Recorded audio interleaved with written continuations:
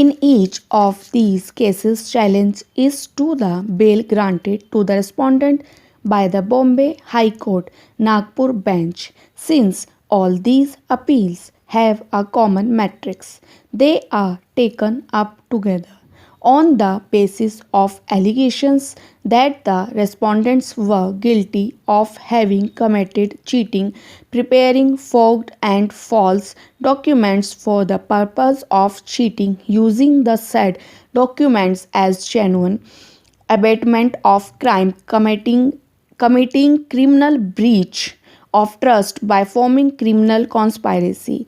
In furtherance of their common intention, law was set into motion. They were convicted by the trial court and have preferred appeals before the High Court and had prayed for grant of bail by suspension of sentence in terms of Section 389 of the Code of Criminal Procedure 1973. The High Court primarily granted bail to each of the respondents on the ground that bail was granted during trial and the liberty was not misused.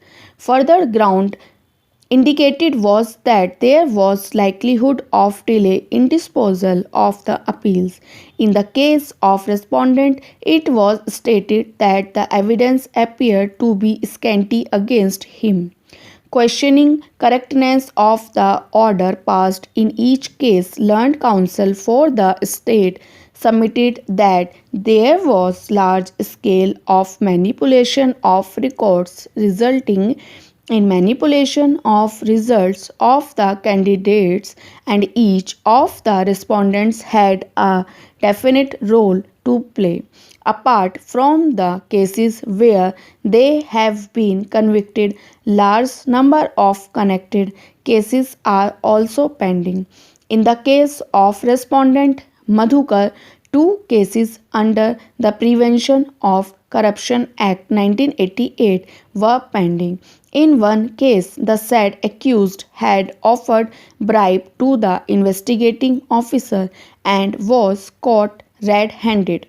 It was submitted that considering the gravity of the offence, the sentences were directed to run consecutively in terms of Section 31(1) of Code.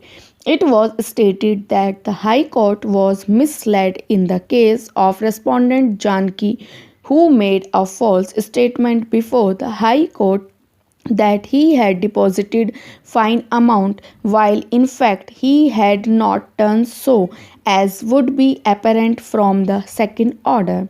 It was essentially submitted that without indicating any plausible reason contemplated under Section 389 of the Code, the bail has been granted. The seriousness of the allegations for which the accused respondents have been already convicted has been completely lost sight of.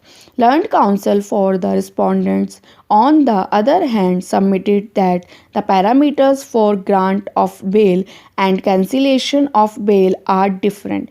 It was submitted that some of them are very elderly persons and have retired from services. It is not a case where any irrelevant factor has been taken into consideration. It is pointed out on behalf of respondent Madhukar that the said accused is stated to have centers round two cheats which were exhibited.